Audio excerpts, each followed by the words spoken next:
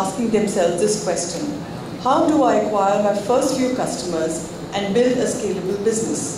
Since the founders themselves need to go out and sell in their early days, a clear understanding of the right sets of customers, their needs, and the quantum of efforts to acquire the first set of customers are very critical for success. I would now like to invite Mr. Balaji Chakravarti, founder, Scovello, to start this workshop and subsequently moderate the panel. The other panelists are Mr. Sanjoy Chatterjee, co-founder, director of the board and CTO, Ideation Technology Solutions and Ideal Analytics Solutions; Mr. Varghese Daniel, founder and CEO, Rent Solutions; and Mr. Suhail VP, director, Newco. Hey, good afternoon, guys. So this would be a session with a combination of a small workshop and also a panel discussion. Just to give you a context, quick introduction about myself. I come in with around a couple of decades of IT sales experience, and I run my sales consulting firm. And I worked extensively with startups, and I do a lot of sales process consulting work.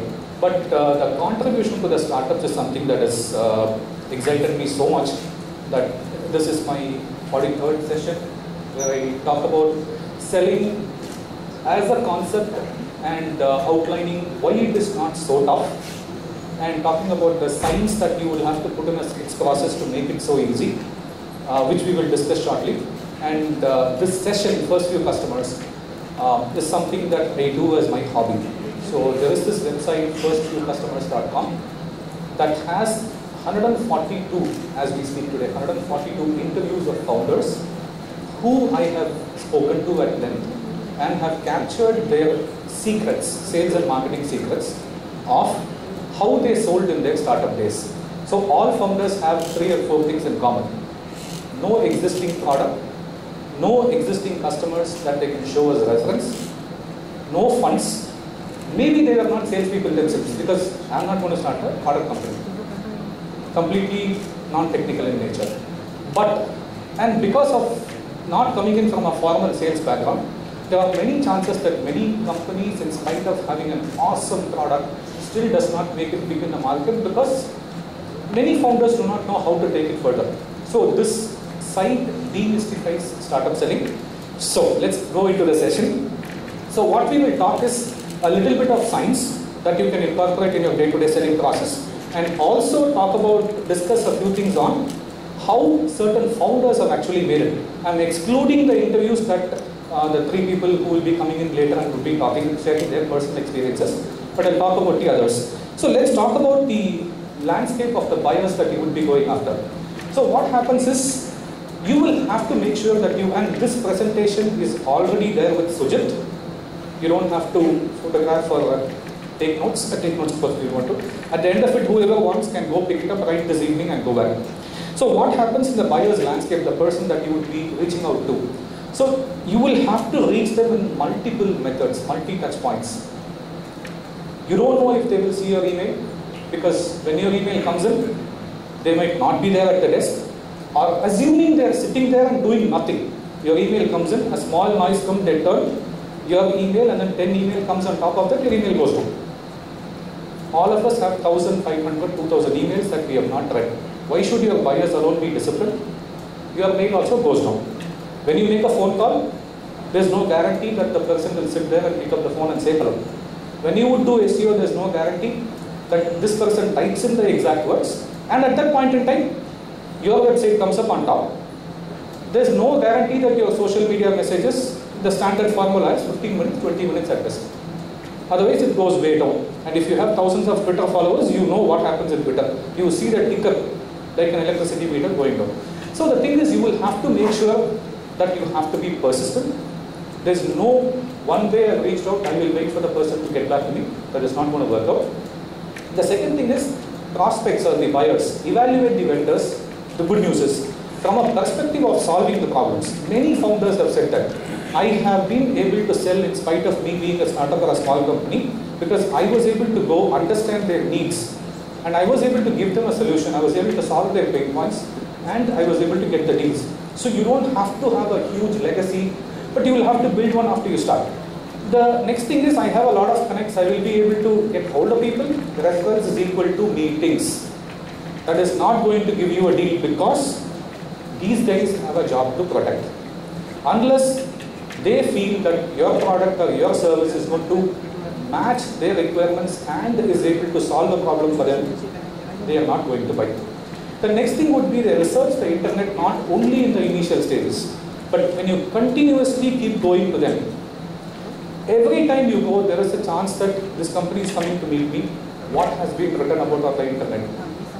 You will have to make sure that you create a lot of noise about your company, good noise of course, on the internet, so that when people keep meeting you multiple times, they get a perception that, yeah, I know this company, they are available on the internet. So for example, if, let's say for example, you are selling a ticketing solution coming on top, very difficult, lot of work. But when they at least type in your company name, 3 pages, 4 pages, a lot should be about your company only, at least to make sure that there is enough of noise heard about you.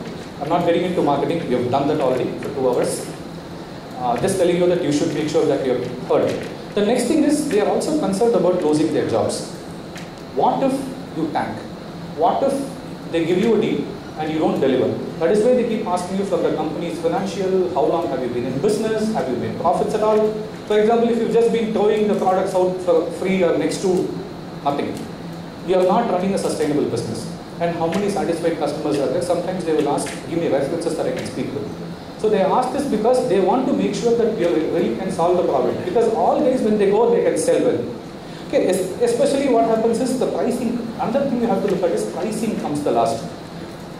As long as you've logically priced it, do not worry about it. We go to the market, if there is a 10 rupee scissors that we need to buy, we use the technique called as flinching. Is it 10 bucks? Okay, 8 bucks. Okay, buy it. We get some satisfaction. The customers also do the same thing. They will ask you, why are you so expensive? And especially when they know that you are a small company, desperate to get this business, these guys will fleece you.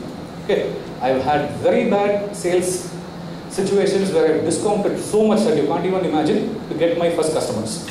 Okay, so don't worry about pricing. Solve the problem first. Engage with the person, understand what they are looking at to solve, or you go help them find out what issues they have, and then finally talk about the price. Or if they say the price is too high, hang on.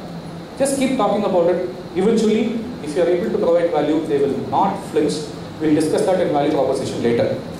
Now, should I go and target all the companies in the world? That is not going to work.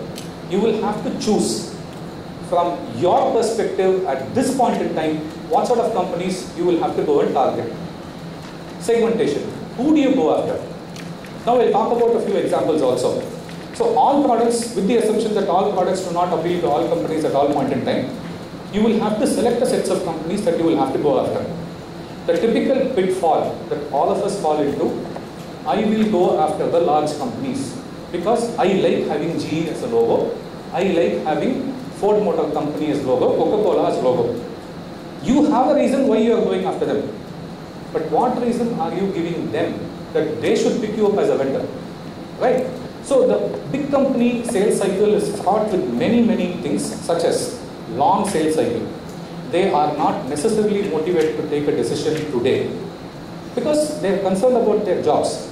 They take their time, they evaluate the vendors from multiple perspectives, and as a process they will have to evaluate 3 companies.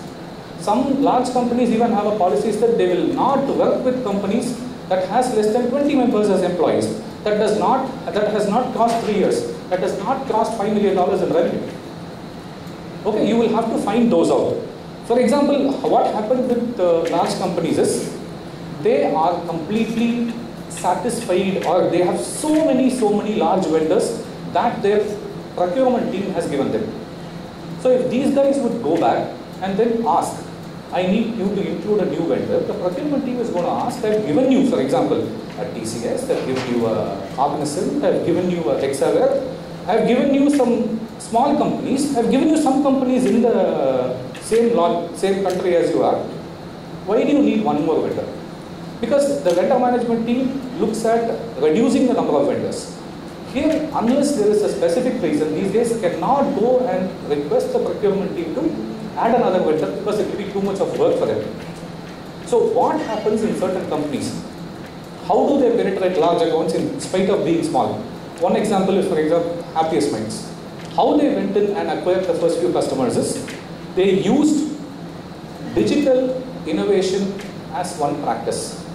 At that point in time, when everybody was doing run-of-the-mill programming and coding, these guys used this digital innovation as a way, and then they had the contacts, they had the past legacy. So when they went into a company, the first or second customer, and when they told them that, look, we have these things as practices that your existing vendors do not have. That was a logical way with which these guys were able to take them to the procurement and get them first go ahead. Because what happens in many companies, when you go beyond the sizes, you need to get empaneled as a vendor.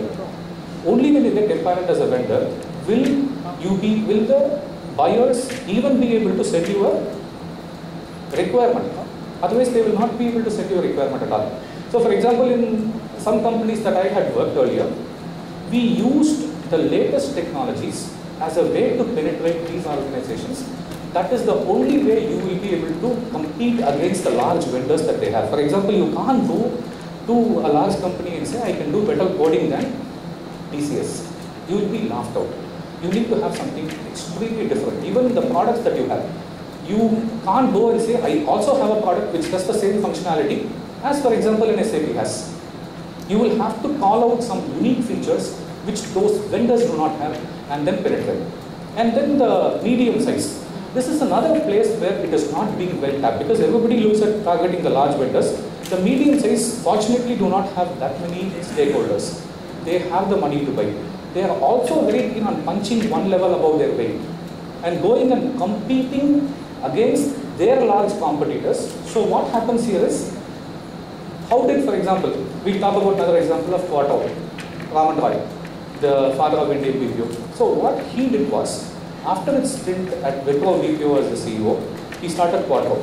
At that point in time, he understood that around 8,000, 9,000 companies in the financial services space were there in the US market, or global market. But less than 10% of them utilized the BPO services that Indian companies had to offer. So Indian companies had the combination of a variety of things which worked in their favor.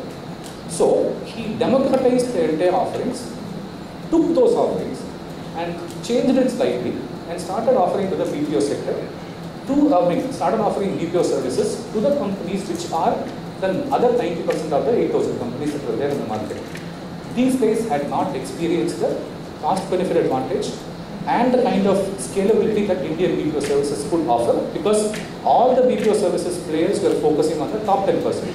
He took it one level down, and today, even after 5 years of the company getting incorporated, they don't have competitors who are playing, and they have so many thousands of, this is the mid-sector that he, medium-sized companies that he focused, and after that he went into the small-sized companies also. The company's got thousands and thousands of customers that no other company can boast of. So you can actually democratize the offerings that are being given to a larger companies and take it to the smaller, maybe to the medium or the smaller ones also. The smaller companies are of course very easy because the main concept is the decision maker is one, the founder. Even to buy a small $1, $2 item, or in the Indian context to buy 100, 200 rupees worth of this thing, you have to take permission in the first 1 or 2 years, when there will not be the next layer of management that would step in to handle the other responsibilities. It's a very tightly held organization. So you will be able to reach out to this person because there are not many secretaries who will block your way. You just make a phone call, you will land with a few attempts easily than your attempt to make a contact with a VP of a very large company. This will take 2 or 3 days, that will probably take 1 month. Because you can easily reach out, talk to them, and if they decide, they will decide. They will just implement it. They will purchase and implement it. The next thing is industry. If you have a choice of choosing which industries you will have to go after, look at the ones that has a high growth potential, which is growing faster than the ones that are hit under recession, so that the chances of them investing and buying some solutions would be much higher. The next one is departmental impact. What happens is, there is a front-end customer-facing departments, sales, customer support, marketing. There is a mid-layer which could be the core of the company. For example, if they are doing research, there is a last layer which is the so-called support function like HR, admin, finance, accounts, etc. You are trying to sell something here that does not have an organizational impact. Okay, I'm just giving you an example. Okay, if you say I have a solution that will allow your employees to see their salary slips on their mobile phones, nice to have. That does not create an organizational impact. But if you would go and say that, hey, look, I've got a solution that will increase your sales by 40%, increase your customer satisfaction by 22%, okay, increase your market penetration by 35%. These are the front end departments. Then you go to the research department or the manufacturing department and say, I'll help you cut costs by 32%. I will increase the number of products you come out through your research by X%. You make, and this is a combination of the value proposition too. Okay, that makes a lot of sense because these companies use this as a differentiator to compete against their competitors. For example, a company called Surveyon. I'm giving you local examples, Indian examples, so that you can get this. When they went into offering customer experience as solutions, the first customer was ICICI Bank. First customer. They did not have any great legacy behind that too. But they were able to say that, look, the biggest competitor of yours is State Bank of India. They have so many branches across the country. You will never be able to touch them. If you would try to mimic their policies and then take the branches, try to do the same number of branches, I will give you a solution with which you will be able to reach out and support many customers, take my customer support solution. Because these guys wanted to compete against the larger players, they used technology as their differentiator and they immediately picked up the solution and they are happy. The next one is another company called as Weathering, which used language. So for every customer support call or for every customer support request, there was a language barrier because less than 20% of the entire country uses English when they browse with. They're comfortable with English. So they use the local language customization and localization as a way to support their customers in multiple languages. And because these companies were able to understand that this would help us differentiate ourselves in the market, they started picking up these products. And these lessons or learnings are also applicable for mid-sized companies too. So it's not just for the startups. So I'm just talking about with the context of the topic. Another one is geographies, fast to slow. So look at the company InstaHealth in Bangalore. So what they did was they did not choose the US markets because it was one, very crowded, two, highly regulated. They decided to service. As in the morning discussion, we spoke about another healthcare player who was coming and talking. It was difficult for them to develop a product sitting out of India, so they chose the Indian market to begin with, started looking at the slowly developing market and then offered them solutions and evangelized the concept that you would be able to be more competitive if you use my solutions. And they were able to get it. Then they went into the Middle East market. They have not touched the US market at all. They're still happy. They're growing extremely well with markets that the others have not dealt with so far. Because when they did the analysis, they found out that even though there were players claiming to work in the HMS space in India, 5 years ago, there were not established brands at all. They utilized that and hit this market. And then competitors, customers, Quick Heal is a great example. So when Kailash Ketkar went in to start selling, when he went into his customers, he started with a computer repair shop. Okay. When he went in and then started talking to his customers to find out their needs, he found one problem that Norton or I think McAfee had. When a file gets infected with virus, when they clean the file is deleted. Okay. He found out that pain point, and here we are talking about Quick Heal. You know how big it is.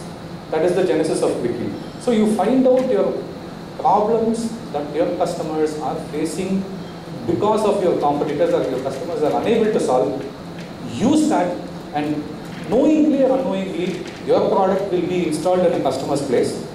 You don't know why you have sold, but after you have sold, go and take a feedback as to why you bought me. This person says that I was working with this product or I was serviced by this company for a long time. I was happy. I had this issue. You came in. These guys were not able to offer. I took you. Super. Your segmentation now has changed. Now the next thing is take the list of all the customers as much as possible of this competitor. go take this pitch as your selling pitch, go and pitch to those customers and say that I have this solution which you don't have it today because you're being serviced by this particular competitor of mine. That way you will be able to get instant wins. See again, you are not there in the market to evangelize and spread your name. You have to take the shortest path to closure. So you will have to evolve, you have to constantly explore how all you will be able to go and attack your market and scientifically talk to them, logically talk to them, wake them up and make them decide. Okay, next we go into targeting people. Who are the types of people that you will go after within these companies? Conceptually, you have to have two assumptions. Companies don't buy, people do. Which means, if you are calling in to a company, okay, let's have the concept of calling, because you can't go and meet somebody today. You only have to email, you only have to call. Or they have to come in via organic search, or they have to click and come in and request you to talk to them. In the first conversation, before they pick up the phone and without even listening to you, they say, I'm not interested. Okay.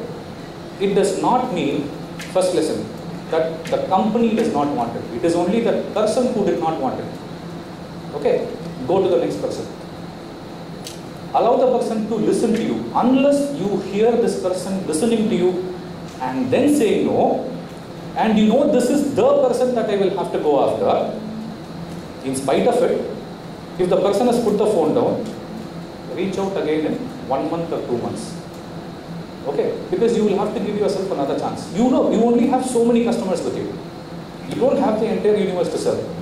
Okay? You keep calling, one person says no, not interested, not interested, not. Finish. Within 1 month, you have exhausted your entire calling list or reach out list. Okay, but if the person has not heard you at all and banked the phone, call back within 3 days, because it is impossible for this person to remember your name, your company name. In case the person says, wait, didn't you call me 3 days ago? Say yes. Didn't I ask you to not to call? No. If you had said that, I would have. You told me that you were busy.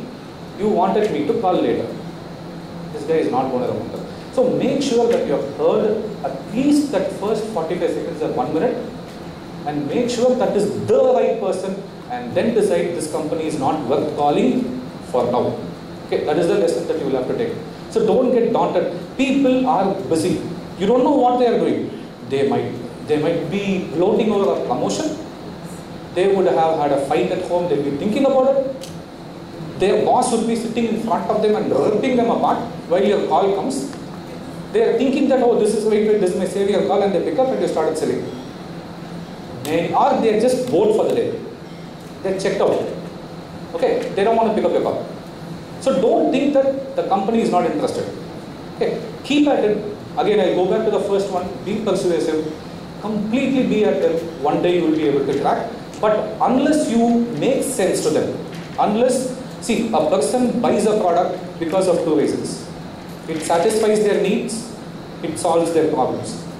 It solves their problem. It is a painkiller. I am having a heart attack. I need a medicine today. Now. Okay. I am having cold. You come to me and say, go to this Ayurvedic center. I'm sneezing continuously. You come and tell me you go to an Ayurvedic center, and then they will treat you for 6 full months. After that you will be good. Great. I'm not interested.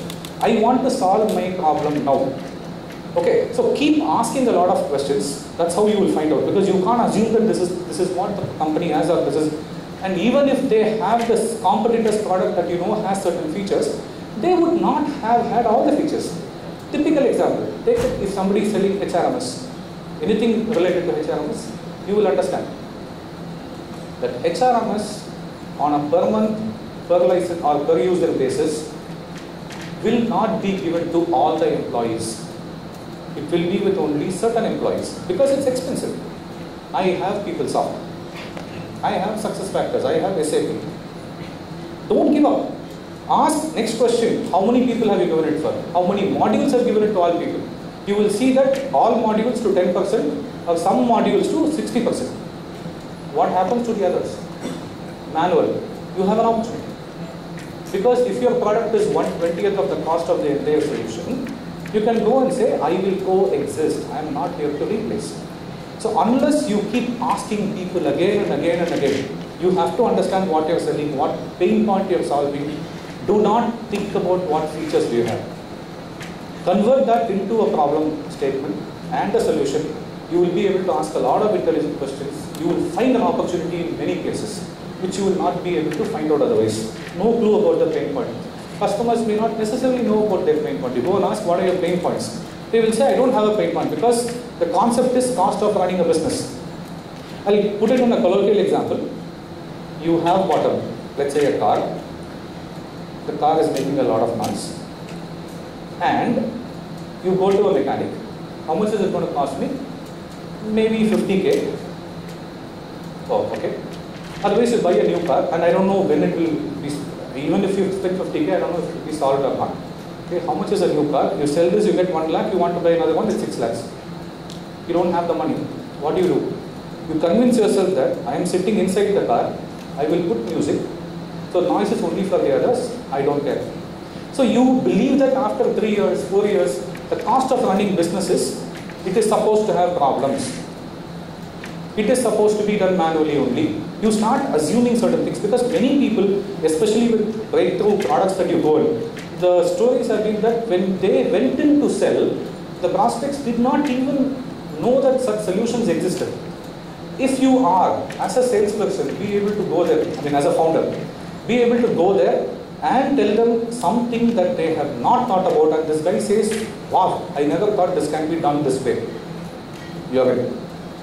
That takes you to be a thought leader. Otherwise, if you go in and open your laptop and start showing demos, you become another sales guy. They see it and then, okay, I'll get back to you. Always ask what problems, find out what problems, educate. So for example, video recording. Okay, they went in with this company, K-Point, went in with the solution of their pain point was WebEx and GoToMeeting does not have a recording option. They came up with that solution. They went in and to one of the top 3 players, IT industry, and then they showed this, we don't need this. They kept asking questions and found out there was one small opportunity in the training department. Then they found that it was very difficult for certain skill sets, because the technology person was too hard to find. This guy was coming only once in a while to a head office and he was training people. It was not a scalable model. Then these guys went and evangelized that this could be a distance way of teaching and training people, which can be a scalable model, and put a new use case and train them.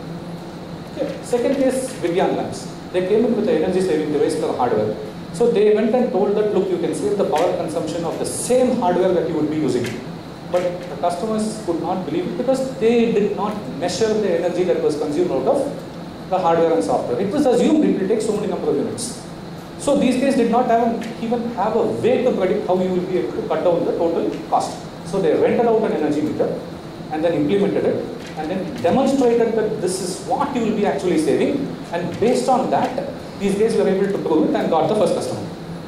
Okay, so you will have to go there, understand, analyze what these guys are doing, and then take out the use cases and then prove to the point that you are able to do it, and then you will be able to close deals much faster. Business versus procurement. Just because you're selling software, it doesn't mean that you will have to contact only IT. Because what happens is IT holds the specifications of the department, and with due respect to their capabilities, they find the right vendors, they negotiate the right price, they stay through the implementation, make sure it is done properly. But you go to them and talk to them and say that, hey, look, I have, for example, a CRM. I've already given Salesforce. When is the next need coming up? Okay, maybe after 3 months. You call about after 3 months. Remember we spoke 3 months ago. Yeah. Do you have a need? No, call me after 6 months. It goes into infinite loop. But for example, you call into a business person and say that, hey, look, I've got a automation solution which will help you increase sales. That's what it does. And this person says, is it a software? Yes. Go to it. Wait. Give me 1 minute, I'll talk to you. Tell me. And you say, hey, look, I will be able to. And can I ask you a couple of questions before I prove it to you how it will help you? Okay. How many sales people do you have? 8 people. How do you review your top 10 accounts? Manually. Explain the process. So I call them, I ask them every week, what is your top 10 accounts? Why can't they do it? No, it comes with my experience. I know with multiple triggers. For example, From the day I get in touch, this person says yes. Within 2 days, if they accept for a demo, within 1 week, if they start sharing their requirements or explaining in detail what they want, and then within 2 months, if 3 people from the company comes, based on my past experience, I know this is a deal. Why aren't you teaching them? No, I've tried teaching them, they are not able to learn. Because they're junior guys. How much of time are you wasting in this? Every week, Monday, I spend half a day, half an hour per person into 4 hours. Okay, so is it safe to assume that you 4 into 4, 16 hours in a month is going only in this manual process? Yes. 2 days out of 22 days, 9% is wasted? Yes. I have a system which will, this is just a fictitious one, okay? Just telling you. I have a system that will allow the system to decide based on the same parameters how, based on the same logic you will give, the system will predict what are your top 10 prospects. So I am reducing your 16 hours to 1 minute. You don't have to do this. All they have to do is key in the data. That is a strong value proposition. You will be able to talk to the business. Now business will go back to IT and say, I want a solution that will save me 2 days. They will no longer compare you with Salesforce. They will no longer compare you with any other technology solution. You have to talk domain. That is the way you will be able to enter. Otherwise, you go to IT, they will say, no, I've given everything, what more can you do? The next is most important question you have to ask is why. Because even in life, every question you ask, the answer is yes, the answer is no, the answer is later. If it is yes, you know what to do. When? Can I talk to you? Yes. Can I show you a demo? Yes. Will you give me the needs? Yes. Can I take the deal? Yes. You will give me the check? Yes. Super. But if they say no, okay, if they say later, you have to try to push it to or pull it to an earlier stage. If they say no, that is what you will get. You can't come back. Right? You have to ask why. The power of asking question why. So it is proven that if you ask 7 whys, you will get the actual answer. You have to ask politely. They say, I'm not interested in your service. You can't say why. Say out of curiosity, this is one product that has been so sought after in the market, that is why I even built it. Can I understand why you are saying no? So based on the response that you will get, because you have a set of, mentally prepared a set of questions, which is you call as a sales document. For this question you will say this answer, for this question you will say this answer, for this question you will say this answer. You might have some 30 different versions of how to answer. But without knowing why they are saying no, mentally they are thinking, you will start talking something which is completely tangential. But if you know why they are saying no, if you ask the simple, magical, most important question in sales process, if you start asking why, you will get the responses and you will know which answer version to give, and you will be able to proceed well in the sales process. The next thing is, you make a call or send an email. What is the buyer thinking? Mental 2x2 matrix. I have something equivalent, I want this product. First quadrant. I don't have anything, I don't want anything. Maybe they are too small. Second quadrant. I don't have anything, yes, now I want something. Okay, but what happens is, you have to ask, you have not used anything. So, I don't want this solution. Why? I'm using it manually. Why? Because I'm used to it. Do you know this can be solved in an automated fashion? No. I will be able to give you a solution. This is the benefit. But what happens is, it is not necessarily true, but when people are moving from a manual system to an automated system, they might, all of them may not necessarily like to invest in something extremely larger. They might look at multiple options and say, we'll try it out with something small, something cheaper. Okay, the third option when you look at it, okay, or let's look at the fourth quadrant. I have something, but I want this new one. That is the best place to go in terms of selling, because what happens is, they are used to a system. They've been struggling with a specific need. They're here in this second quadrant, they don't have anything, they're going to try it out. But on the top, they have used a system, they know the limitations of a system, they know what they want. At that point in time, if you are able to emote, because this is one set of customer who knows what they want. But look at this quadrant. I don't have anything, but I want something. What happens here is, in this place, they don't, here I don't want anything, but I have something. These people think that they have something. When you call, I'm already using another system. 60 to 70% of your sales situations will end up there where customers say, I have something, I'm not in the market looking out for such products. Okay, this is what will hit you. You will keep the phone down. Okay, that is where the art of asking questions. The earliest point we discussed, when you go into business, no, I have Salesforce, I'm not looking at it. I have a small CRM, I'm not looking at something. I'm using Excel sheet, I'm not looking at something. 70% of your sales situation will end up only in this way. You will have to ask the right questions to get the responses out and find out the pain points along with them. This is where understanding the operational reality of the customers come in. So you must have heard about Printo, the printing company. So there they went in company to company and started asking a lot of questions and understood how these people operate. Because when you start a product, you have lots of assumptions in mind. And then when you start doing customer validation, you get lots of responses and you will start refining this product. But you never know how this will work in each customer situation, because internally each company has a unique way of doing these things. So you have to make sure that you understand the operational reality, which means you have to start making a set of questions and ask, so that at some point in time you will know this is how this company works.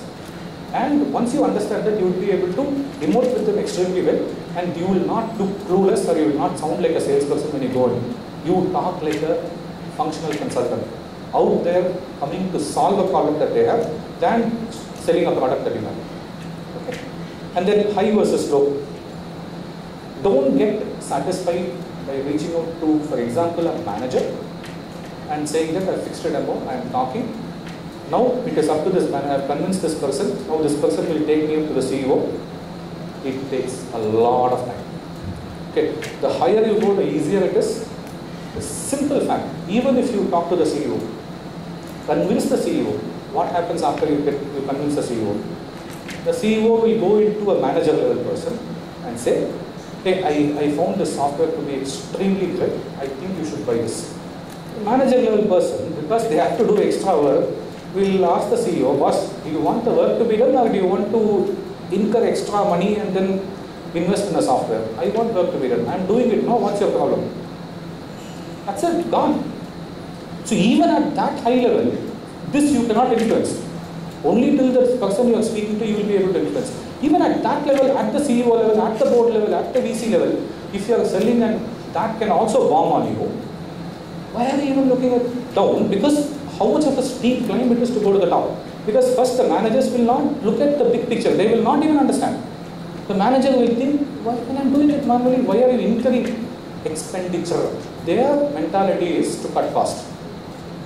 Okay, but when you go to the top level, their mentality is not looking at incurring cost. They are looking at, if I would invest in this, will I get something in return? But not 10%, not 20%, but in a big way. Okay, so always look at calling the top, hitting the top people, because you hit down, you're going to waste a lot of time. And these guys come, learn from you, and then go internally and say, look, this is how the industry is shaping, these are the solutions available in the market, and they will get a good name. You aren't going to get any sale out of it. It takes a long time. Okay, let's go a little faster now. Who is this for? Segment, understand. And then what are the options available now? Okay, the biggest competitor of SAP, Microsoft, not with their ERP, Excel sheets, right? People are used to doing things their way. So you have to find out what they are doing today. Okay, only then you will understand who you are competing against, what you should be saying, what are the options available to them now, what are they trying to do, why are they not able to achieve what they are thinking of achieving. Finally, percentage, dollar value savings, time that you will save. When you are selling, let's say for example, a hospital management system, the queue time in the front office will come down by 30%. When you are selling a sales solution, your sales will increase by 40%. Try to quantify, because if it's a product, it's very easy. You will be able to justify. But if it's a service that you are selling, you can't justify and say, I will cut down 30% of your inventory cost. You say for your competitor, I did a solution and cut down inventory cost by 30%, and hence I think I can do something like that for you also. So keep this in mind, my product or service is meant for so-and-so and these type of people who are having these options now, who are not able to solve this problem because of these issues. My product will give this benefit. With this statement, go back, do your segmentation, targeting, value proposition, and you should be good. It's a slight extrapolation. Know that my buyer knows what they want. They know how to do, overconfidence. This is how they will treat commodities. When you're selling sugar, salt, spice, when you're going in and selling an undifferentiated Java developer, they treat you as a commodity. Okay. They say, why should I go with you? What can you do that TCS cannot do? You have no answer. You can say, no, I'll bend my back down because you're my first customer. It works at the last stage, not initially. You have to give them a confidence that you're really doing something unique. Okay. You have to provide information, keep providing, stress why you, and these guys will look like this. Very arrogant. Okay. You will know when you're talking to them. It takes a lot of time. So, it is not that the company is saying no, it is that the person is saying no, move to the next person. Even if it is the CIO, many times it's happened to me, the head of IT who said no, I've gone 2 levels below to the next contact and told them we have got a small team, enter the account. Your goal is to enter the account. And after that you proved yourself, the CIO himself or herself will come to you and say, let's talk big volumes. Okay. The next type of this thing is, not knowing what they want, but knowing how to do. This is one company, one type of company where you'll be flooded with completely people saying that, look, you have to know, get the vendor empanelment from my team, otherwise I will not be able to talk to you, I can't share any requirements to you. So in this case, when they say, when you go to procurement, they won't even give you a call back. There were initiatives where I put 1% for 1 full month, and every day the target is fill 2 Fortune 1000 companies vendor empanelment forms on the website. Not even 1 call came back. They are not very big. So vendor department will always look at, once in a while I look at new vendors, because there's a lot of work that they'll have to do. Okay? So you will have to go to the business person, convince the person that I will save 2 days out of your 22 days, and this guy will go and take your hand to the vendor empanelment team and say, write a paper on these guys because I want them in. No other company has a solution that these guys are able to provide. That is how you will have to push through. Rigid policies, you will have to adopt a consultative mode of selling by giving them a solution. Help us guys. The next thing is, we are talking about ignorance. I don't know what I want, I don't know how to do it. So education, constant stressing of how you will be able to add value. The last stage is where the best place is, thought leadership. Okay, they don't know what they want. I mean, now you've educated them to this place of, I know what I want to do, but I don't know how to do it. Hey, I never thought it can be done this way. I'll again repeat this sentence. If you are able to make a person say this, you are in. With complete confidence, they will take you in. Because you have shown them, demonstrated them adequately that you will be able to do it, that they have not even thought about, or maybe they were thinking and not knowing how to do it. We know this as when a new retail shop comes into the town, we want to go and do window shopping. We start with exploration. We call the salesperson, harass this person with give me this information, that information. Doesn't mean that you're buying. Business buyers also do the same thing. They explore, which means that they either feel it or someone else come and induce it. Okay. But it is one person who knows this. Who do they go after?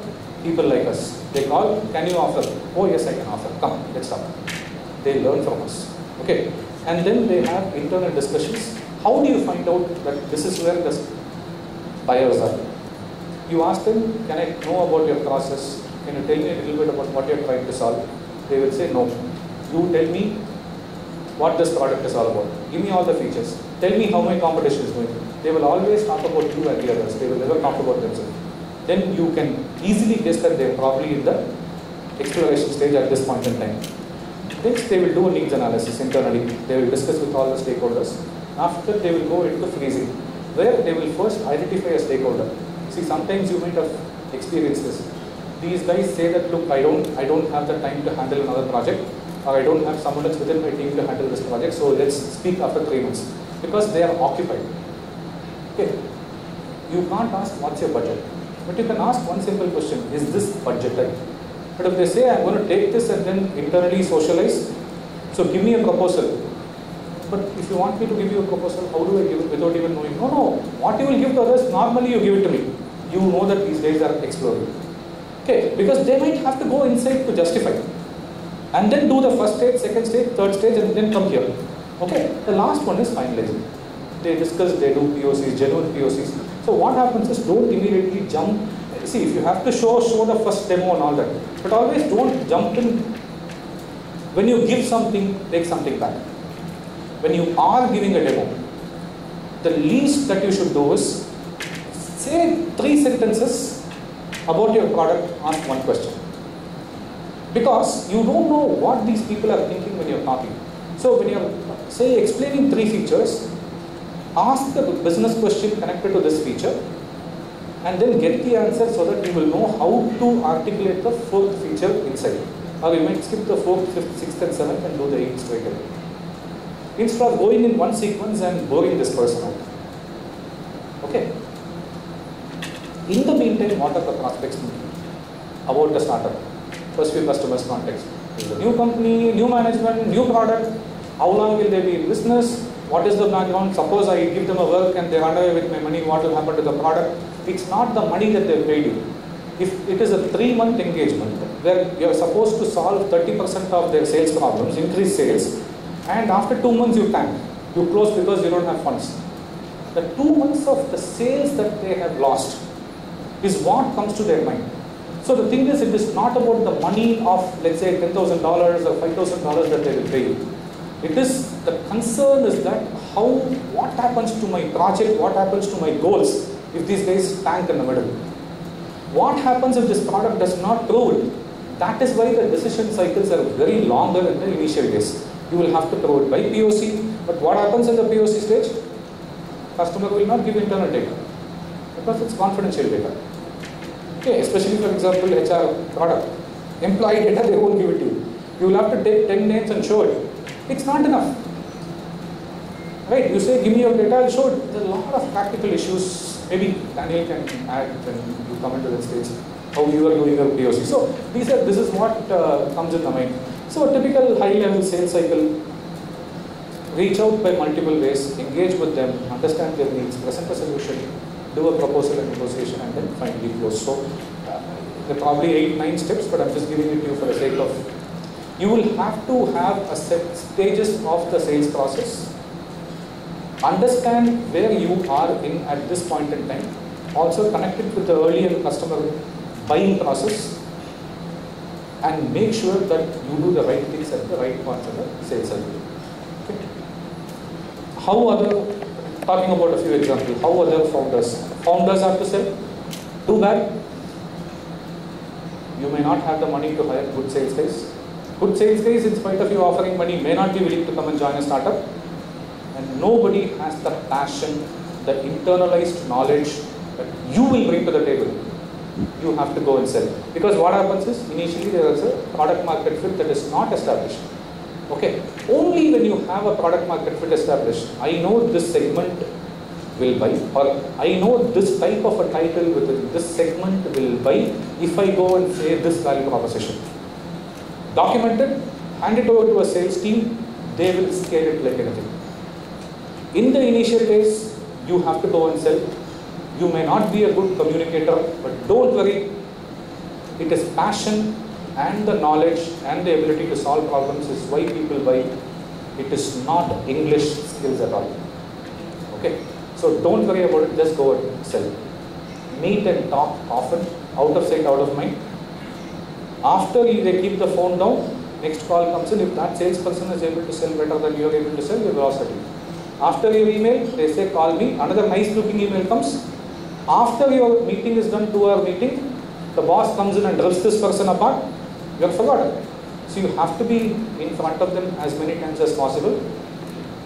Do all the marketing things that was discussed in the morning, and make sure that you're as often in front of them as possible. Okay. Social media, connect, content marketing, do everything that you can. Okay. Constantly evolve your sales process. Every sales call is a learning experience. Constantly learn, change your pitch, and then go back. The next thing is accept that you are a startup. You can't lie. But do not behave like one. Many companies have succeeded because they have a great website, professionally looking brochures, they know what they are talking, well laid out presentations, so they don't behave like a startup. Okay? So they behave like professional companies, but if they ask, do you have customers? Accept the truth. Because you can't lie beyond a point, unless you can get away with it. You have friends who can say that, yeah, these guys have been using them for 25 years. They're a great company. Do it. But in the absence of that, accept it. Okay? But behave completely professionally, because that will make you get the deals. Sell the experience of the management. Many places, startups, first customer has been acquired by, this is the team behind it. We will be coming and doing this. We will not give it to a junior who will come and do it, unlike a larger company. Sometimes these two will be the project guys who will come and do this work for you, interview them and take them. That works like magic. And then understand the competition and compare. We did go through it before. Use services to penetrate, because sometimes taking small services and putting a person inside is easier, and then you can always follow. Then you sit inside, you know the inner details of the company, how they operate, what issues they face, and based on those problems you can create a product and then sell it. Be the eyes and the ears of company, because if you just go there to talk, you're losing a lot of opportunities. But when you go there to listen, 1 versus 2, talk half as much as you listen. Keep asking the right questions, because you will never know what opportunities are lying within the company that you are missing by only going and talking. Okay? If possible, don't even talk. Just ask questions and then give one-liner answers to those. Come back. Okay? The entire company should understand that they should sell, because if somebody thinks that it's a salesperson job to sell, or founder's job to sell, I'll only deliver, it may not work out. So the entire company's DNA is to go and push it. Life will be much easier. Provide a good experience to the prospect throughout the sales cycle. Okay. So the heading is wrong, but the prospect is after you. These are buying signals. Prospect is after you multiple times. You get the excited and the warm voice. Till now they've been talking, how can you do it? When will you come back? How can we do it? It changes to that. Introduces you to the other people. Finance person checks it. Asks the right buying question. When will you deliver? If I call you, will you be available after 10 o'clock? You know that buying signals. Finally, how do we take it further? Till then you've been asking, how do we take it further? Now the prospect asks, how do we take it further? When can you come and meet me? You know that you're right. Okay. So broadly outlining the concepts of how to get your first few sales done. And whatever examples I quoted are all live interviews on the site, free of cost. I'm not selling you anything. This is a hobby. Just go and read it. Okay, it's ongoing day by day. Right. So now it's time for us to invite the panel in terms of they will come and share their personal experiences. So now the people who have actually done it. So I have not done all of this. Okay, I've done a good portion as a sales guy, but now we have non-salesy founders who will come and share their experiences. So Sanjay, Daniel, Suhail. The heading is the domain, firstfewcustomers.com. Suhail, yeah.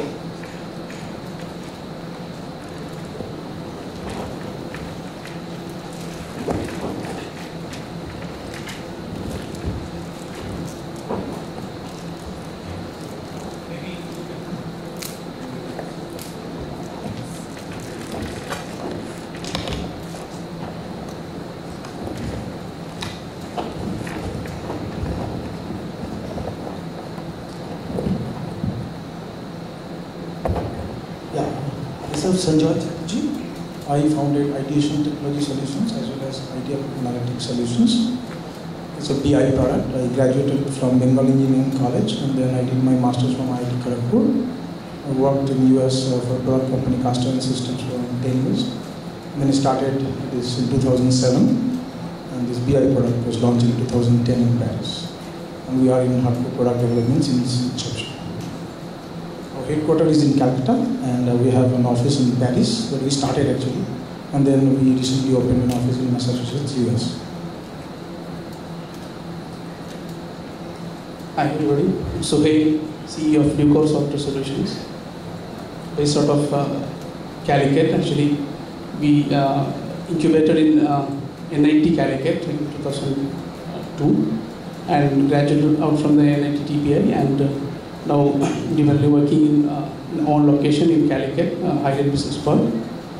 And we are basically into air travel industry, catering to travel management companies and travel agencies, a B2B segment, and having customers in Middle East and North African region.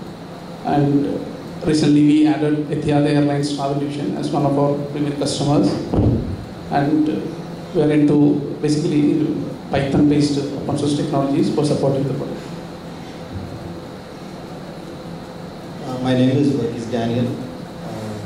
I started out as an engineer from Adichie Jaipur. After that, I started this company right out of college, which was many years back. I don't want you to figure out my age by telling which year. So fundamentally, I was in Bangalore for 15 years. I started the company there, moved to Cochin because of personal reasons about 10 years back. We have a product which is a project lifecycle management solution which is used by many large companies globally as well as here. I have customers in 30 countries and we've got offices in 6 countries globally. So I'll share my experience with you and see how this could be of inspiration to you. So the format would be, I'll ask questions. So for the same questions, all the 3 people will contribute from their point of view on how they did it, so that you will get 3 perspectives from 3 different practitioners. So Sanjay, if you can share your experience. Okay. Yeah, I think sorry to interrupt. In fact, I see your faces are like, after lunch, it's like everybody's sleeping. So I thought, my hobby is magic. So I thought based on Balaji's, the slides and all, I'll take just 2 minutes or maybe 5 minutes to show a magic, which will show, like how you can predict even your sales. I'm not a sales guy, I'm absolutely a techie guy. So let me try, how to read the customer's mind, push him the right product that you want. I will try with whatever things are there right now, okay? So assume like there are any 6 objects I have to choose. So I'm keeping these objects, name I will remind this. So this is a pen, maybe a mobile, maybe a logins. What else? Some object. Maybe this remote. 4. I need 2 more. Anything? Okay. Or a cigarette packet. And a magic box. So there are 3 products, or whatever way you interpret. There are 3 things. You might so happen like when you are discussing with your customer. It's like basically a probability. So when you are discussing with your customer, you know like which way you will hit. So probably you will allow him to speak what you want him to speak. So that's the concept. So instead of telling him directly like, okay, you buy this, or for what service this product will be best used, even to know his pain points, you give him options and let him choose, but you finally know like this is the option that you want him to select. So that's the concept. So out of this, these are the 6 options, right? Or 6 objects, and I'll do some thought reading. So before I do now, I will just write it something in one paper, and I will keep it with Balaji.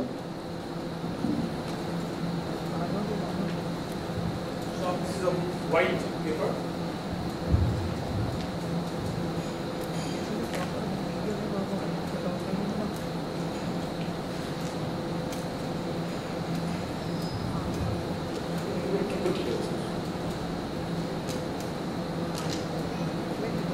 So I need some volunteers. So out of these 3 objects, for example, if you can take 3 of these, you can name it. So he will take out 3 of these 6 objects. Which one you want to take?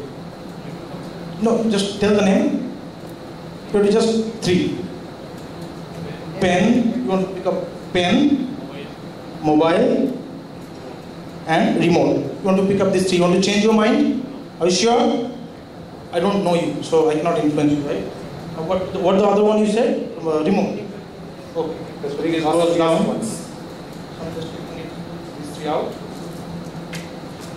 So another guy, so I have got these 3 objects left on the table. Can you, madam, select any 2 out of this, or which one of these 2 you want to select?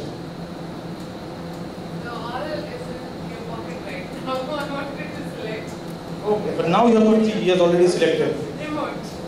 So you want to take out the remote? Yeah. Perfect. Now the final selection. Who want to volunteer? You? Which one of these you want to take out? Out of these, you've got mobile and pen. Sure? So this is the final selection of the 3 selections. So if you open the paper, what is written there? Mobile. So this is how you like thought it. There is nothing magic. This is a typically process of elimination is a probability. So just I misdirected you or redirected you to my questions. Like the questions, as I understand, you should ask like to get what exactly the other guy is thinking from the other end. Thank you. That should have been done in the beginning itself. Okay, so back to the subject. So, Sanjay, so what made you start this company and what made you develop this product? And how did you find out the need for this in the market? Well, when like throughout my career since I started, I worked in mainly products and data related things. Like on the first product a team member was Prospect Miner in the year 2000, where it used to mine web and used to do that time on web means only website. There was no social media, nothing. We used to do text analysis from there. So the Prospect Miner now has been purchased by one company in Australia called Update.com. That was my first engagement with the data. So that is the data where I got interested in with my first product development. The second company I worked in for around 7 years, that was Castor Systems in US in San Jose, which was acquired by IBM in 2011 in $200 million. So I was the youngest developer in that team. So there also it was an EAI product, Enterprise Application Integration product. So the data was of course an integral part of it. So when I started in 2007 on my own, so I selected 3 areas and the commonality was data. I mean the idea was to create intellectual property and frameworks in the 3 areas. The first one was mobility, enterprise mobility, business process and analytics. The way I thought, in any industry, the process will generate data which requires mobility of course to access and it requires analysis to take decisions. So that was the idea. So ideal analytics is something like, these 3 ideas were there in my mind, so I was just waiting for some opportunities to come. We used to give initially, our customer was VMware, for them we used to develop a product initially for their sales marketing process.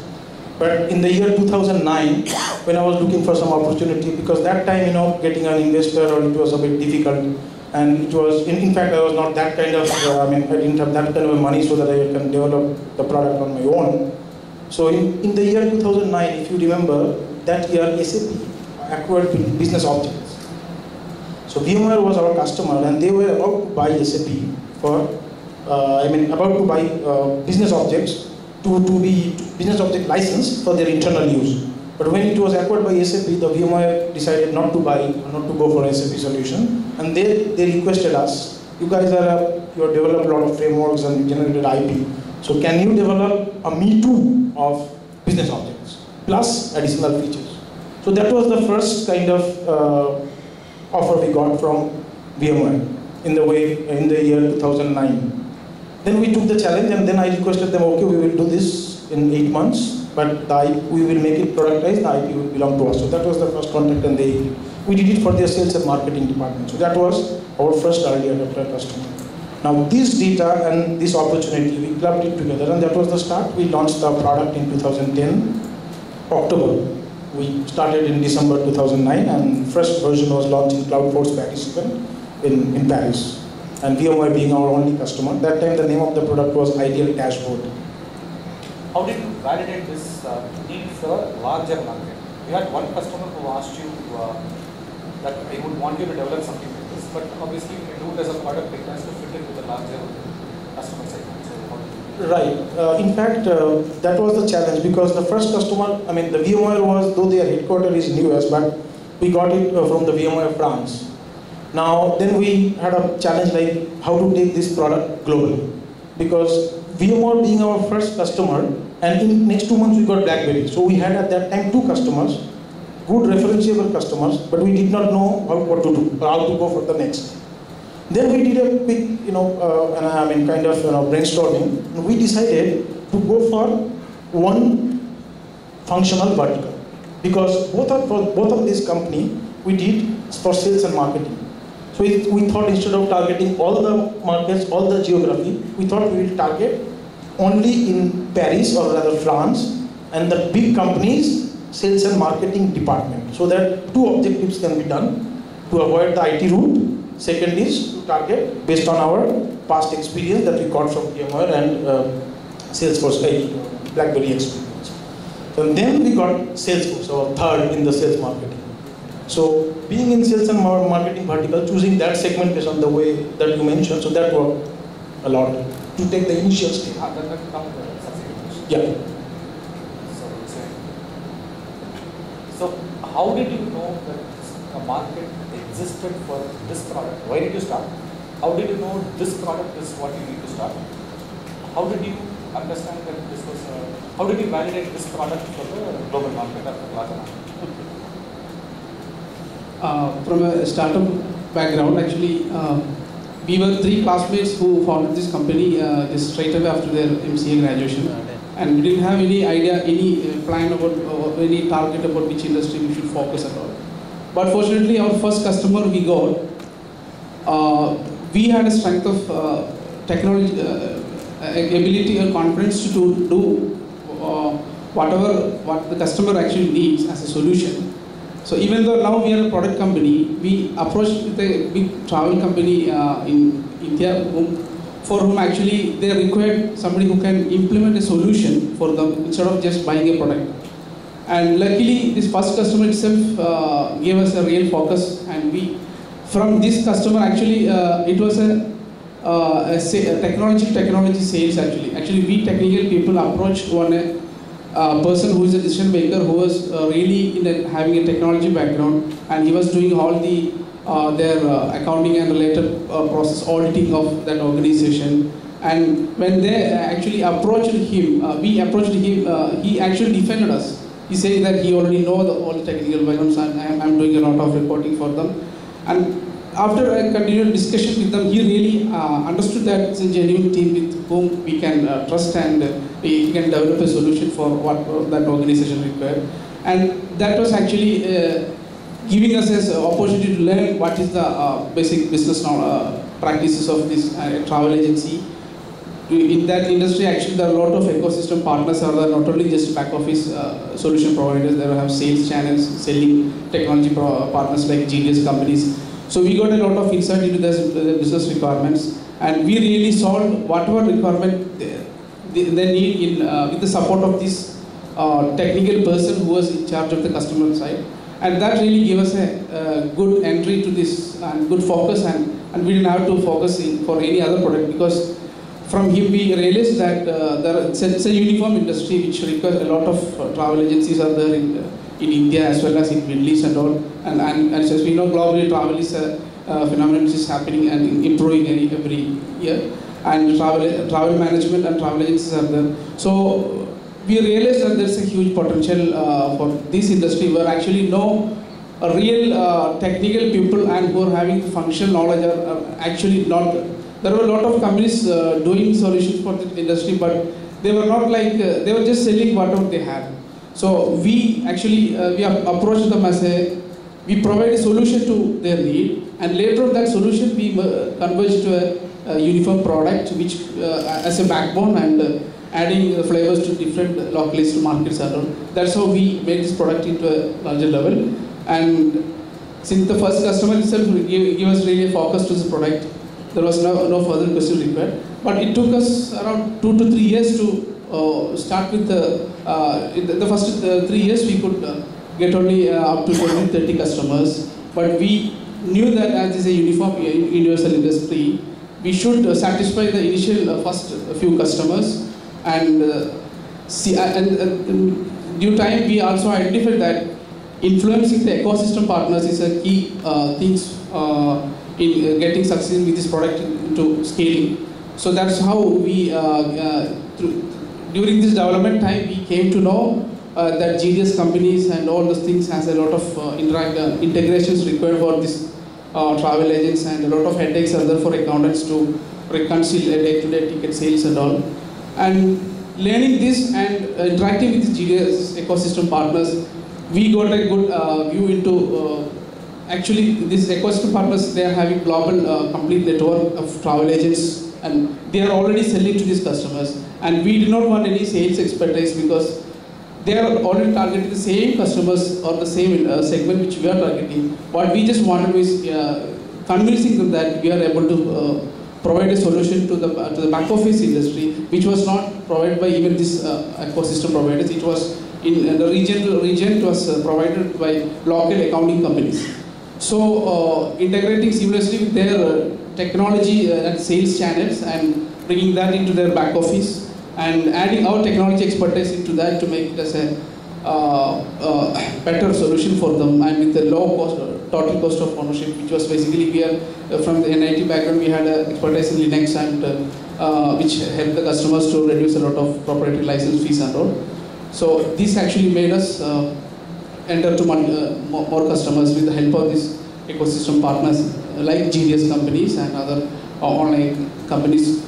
With their data, they want to integrate their back office, because just developing a back office system is not a big thing, but really identifying their business challenge and business sources and integrating them into this back office is really solving their headaches. And depending on the size of the agents, we will target different kind of people, because for a smaller agent, for a smaller company, their headaches will be, everything will be on the head of the chief accountant, and what he needs is a solution which helps him to solve his problem and give the result to the management quickly. But for a larger companies, the management had a passion to, because in this travel industry, people, there are a lot of, management may not have a good control on the whole things, and they may not get the reports on their sales and pending sales and all at the right time. So getting a more control and more visibility into business, that will be the need of big customers. So we will approach them to saying that we will be helping you to control the entire business and everything will be available at your fingerprint. For the small companies, it will be in a different way, helping them to solve their headaches quickly and give the reports to their management with the proper accounts records. I have a different experience. So I landed up being an entrepreneur because when I finished my college and I came here to Cochin, I did a course in CAD. And that is when I realized that there was so much of opportunity in automation in engineering. I did my mechanical engineering. And I was very passionate mechanical engineer, so I said, let me do something which will help mechanical engineers do their job better through our technology. Obviously, Kerala was not a place to be because there was no engineering companies here. Probably there was only an HMT or a Cochin refinery too. So I left Cochin and went to Bangalore. And initially the thought was to probably find a job. Then the kinds of jobs that were available were difficult to get, or either it was sales or you would be a shop floor manager managing people. So that's when I decided that I should try to build something on my own which will help automate engineering. And as a process of that, the first thing was I sort of targeted two potential companies who have sort of best practice in the world. You know, there were two German companies. One was Robert Bosch. They used to call it Myco. And there's a company called Kennemetal Vidya. It was a German company. So what I realized was there's an opportunity for automation in mechanical engineering. So I would go and sit with these organizations and try to understand where is there I can, automate their business process so that they can be productive. So as I kept meeting them, I got an idea that there was a very clear opportunity of creating a product. And the landscape, just to give you, those were the days where we were on 486 machines and 386 machines, and only very few companies even had networks. So it could be some null network kind of environment. So even people were scared to put it on network. They would say, if you put a network, virus would spread. So we'll keep computers separately. And I realized that the only way to get manufacturing industries or engineering industries productive is to connect design to manufacturing and make it a seamless flow. So to understand what they want, and I'm sure many of you as engineers know what we learn and come out as engineers. I didn't have a clue what these guys want. So as I kept talking to these people, I realized that there was a very clear opportunity, and at that time I created a PPT of what does this customers need and what's their problem. And what I learned from one company, I put it together to the other company and said, this is your problem and this is how I'm going to solve this for you. So fortunately, I managed to get access to the CEO of the company, and he gave me years and he got the whole team. And I was a young guy, I think, who's just out of college. I did a very strong pitch that you as an organization have these challenges and this is how I can solve this for you. So this PPT has probably 5% product and 95% gas. There's nothing behind it. So it was I felt that this can be done because as engineers we are logical, anything can be built. And one of the things I realized was when you are trying to build a product, you need two things. One is you need customer feedback. Number two is you need the money. And there was no way I could get money from my parents because my parents were the last people to give me any money to do business because they think business means, you don't have a system, you don't have a process, you just, they have no clue what will you lead to. So I realized the best way to get money is from the customer. So if a customer buys your product, he makes sure that you implement it properly and he gives you the feedback. And number two, if you get the money that you need from the customer, you are not under pressure from a financer who's breathing down your neck to do things beyond your expectations. Because when you're building a product, you never realize when will this product get over, and the financer only looks at this money and say, when are you going to give me the return?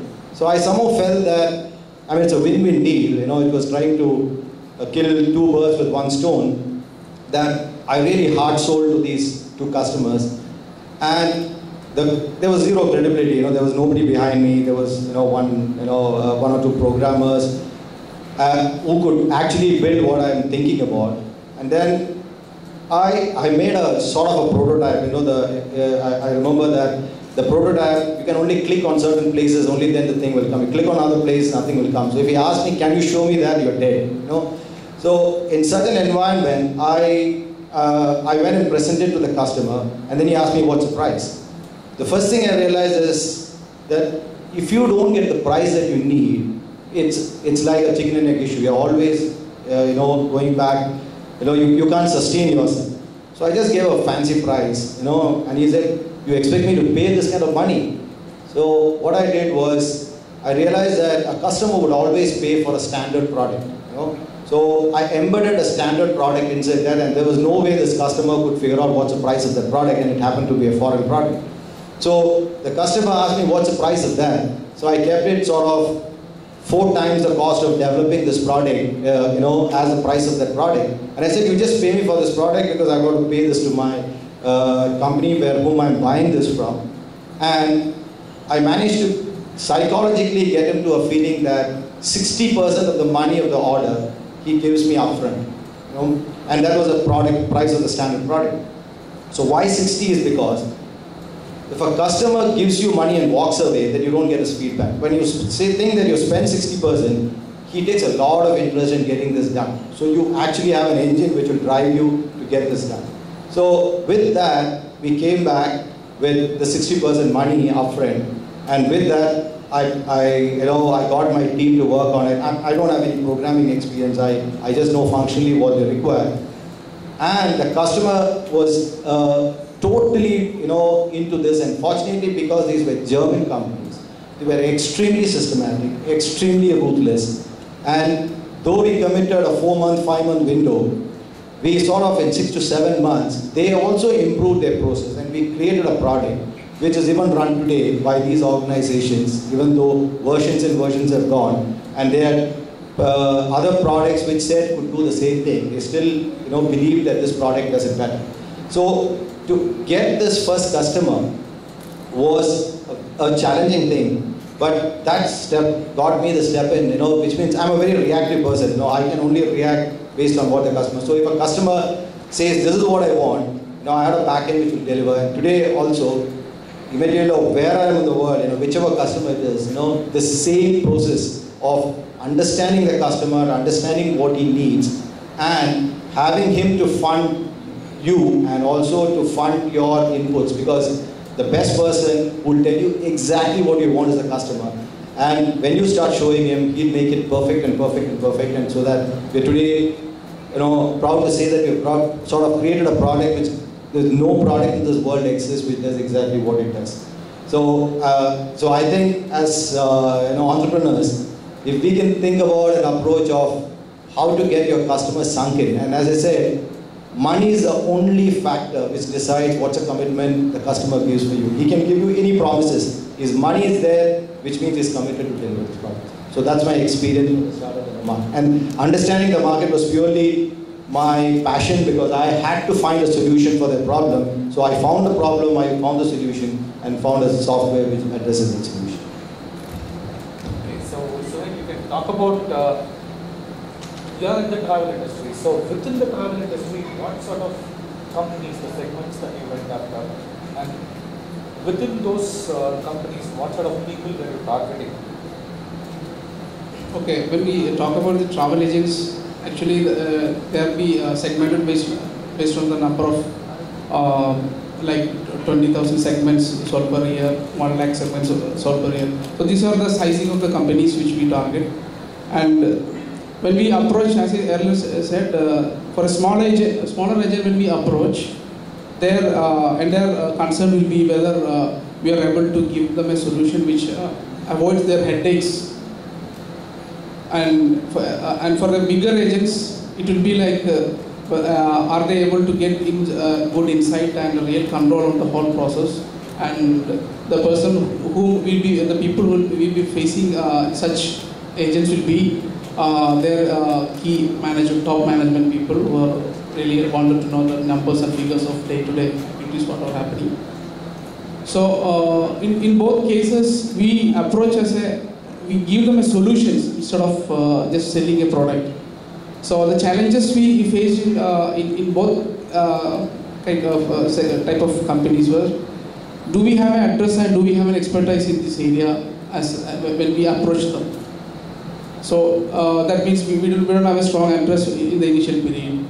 So that's where we actually realized the need of an ecosystem that the other channel partners who are actually selling to them and taking their confidence into place and selling to them. Even for the last 6 years, we did not have spent any money for sales and marketing of our own. We are just spending zero in that, and we are using the channel partners like Amadeus, Travelport, Sabre, and American Express kind of technology companies who are also selling to the same segments. So we didn't face much of the challenges in selling, but we faced challenges in especially proving that we are able to solve their problem. But as soon as we engage with them, the real person in charge, maybe in 1 week or 2 weeks time, we'll really work with them a lot of time and we'll discuss and interact, and we'll be providing them a solution which is not just an accounting, but whatever in their business perspective, whatever technical solution they need, we'll be providing. Even though as a backbone, we are giving a travel industry accounting solution. So we'll be always a solution provider to the customers. We'll now say that we don't know. Whatever integration, whatever third-party solution they are using, we'll be able to helping them to integrate and bring everything into a single. Ultimately, the backbone of any business is the business management solution and accounting. So all this information and insights will bring and integrate, and we'll help them we'll offer them a solution to their each customer specific needs, but basically standing as a back office work. So Daniel, what do you want? How did you decide your segments? How did you decide your targeting audience? What sort of people look at these companies? And any logic why you chose them instead of the others? So did you choose the IT or did you choose the engineering department? No, simply because as a very domain-centric product, we had no choice but to sell to the CXO level people. And because it's an enterprise application, also it forces you to go to the domain. So obviously selling the domain is easier because they understand what you are trying to solve, and they understand the pains. So the target was only thing is, okay, like as I said, like for a very long time I spent time in manufacturing industry. Now I realized that manufacturing industry actually is very difficult to get money out. And one of the mistakes that I made was I spent too much time in India. Because Indian business is extremely tough. To get money out of people is the last thing. The people don't part with money. Immediately you're dealing with any size of organization. So when I started, when I moved into this SE set here, the Paul Anthony said, if you're not going to export, he'll throw you out in 2 years. So which forced me to go abroad and start looking for business. And as Mallus, we have got people all over the Gulf, who can help you. So I just took the logical route of going to the Gulf, and that changed my life. And I'm telling you, if anybody here is doing business with India, it's extremely tough. Don't waste your time. The business is abroad. It's so much more easier, but it's very tough. And today, in my days, we didn't have the internet so popular, so you have to go face to face and actually go and sell to people there. People there are very receptive, and they believe in technology and they believe in relationships. So this market segmentation, as I said, I've been quite dynamic about it. So I spent time. I realized that I got to the best, but you still can't make money because there's money in the market, but you can't get it out. So there's no point. Your cash flow suffers. So when I went to the Middle East market, I realized there was no manufacturing there, and we had to do projects instead of products.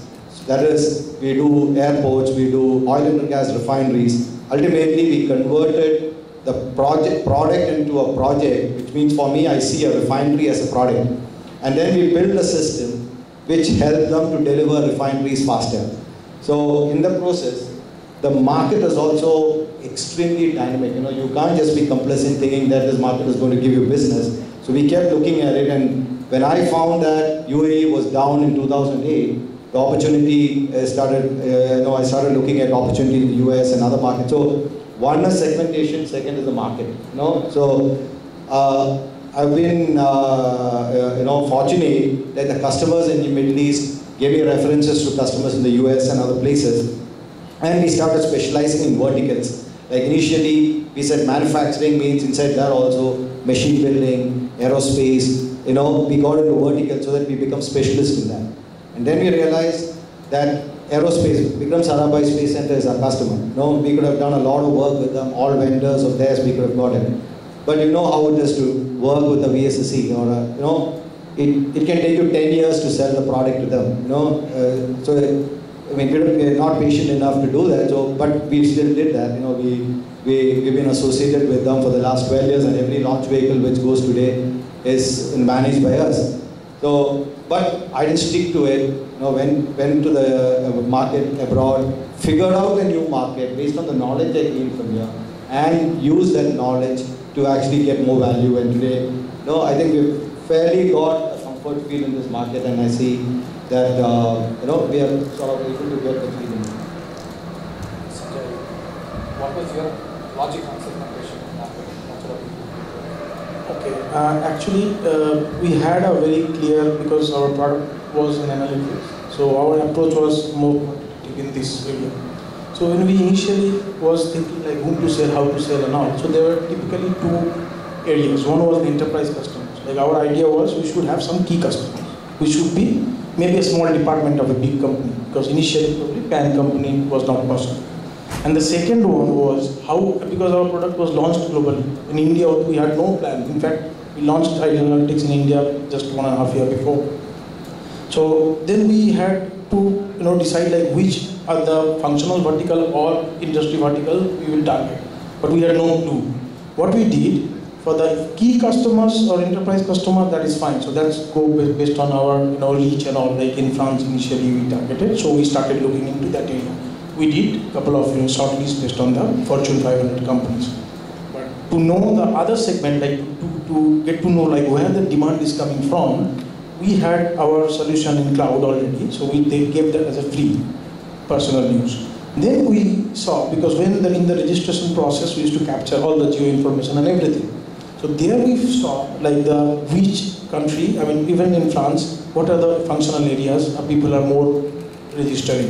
And then in India, I mean that gave us a very clear picture whom to target. Trust me, with this exercise, we did it in India last 1.5 years before, and it came out for analytics tool, like Ideal Analytics. Very interestingly and very predominantly we can see from the data, after analyzing the data, in the functional vertical, the top 3 was sales and marketing number 1, HR second, and finance third. And believe me, we have maximum customer in sales and marketing vertical currently in India.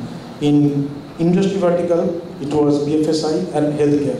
And in India, in hospital, we have got, you name it, like from Lilavati, Apollo, Fortis, Peerless, Medica, AMRI, AIMS, everybody is our customer. So from that data, we saw a lot of registrations, even from other lead generation mechanisms. So that way, we got our segments from the feedback from the market. And the tool was our cloud, which we offered free of service. Okay. So, Daniel, you want to add anything to the value proposition? How do you do the return on investment value proposition for your customers? Anything you would like to add to what you said? Because they need to convince them that why should they make the leap and then buy? See, I think that's standard in any product. Unless there's a value, you cannot sell your product. So, one of the things that one approach that I took was, I never asked a customer what he wants. I only told him this is what he needs. So that makes a huge difference in today's business, because that's what customers want. They want specialists, they don't want generalists. So even when I go to the largest customer, it's, they might think that, how can this guy speak? What's your background? So fortunately I got a little bald, so I'm going to save myself that effort. So at least they look at, if I don't look so young, then how can I talk with authority? So ultimately what it means is your customer is the only person who can talk about value. So immediately what you say, nobody is going to just take it as a face value. You can demonstrate. In fact, we've had customers giving talking really wow factors in our product, but finally when they have to sign the bill or sign the order, they go and talk to your customers back and say, what value did you get from the product that has been implemented? And the second important thing is, what is negative about our country is also is that people don't believe that technology can come from India. So you need to really struggle abroad. I wouldn't say racism, but it's absolute. I mean, there are people who just don't care if you're an Indian company trying to sell a product to them. So we are trying to go and tell them, saying that this is the way you have to run your business, and these are my customers who have implemented this product and it works, and you can talk to any of them. So that confidence gives you the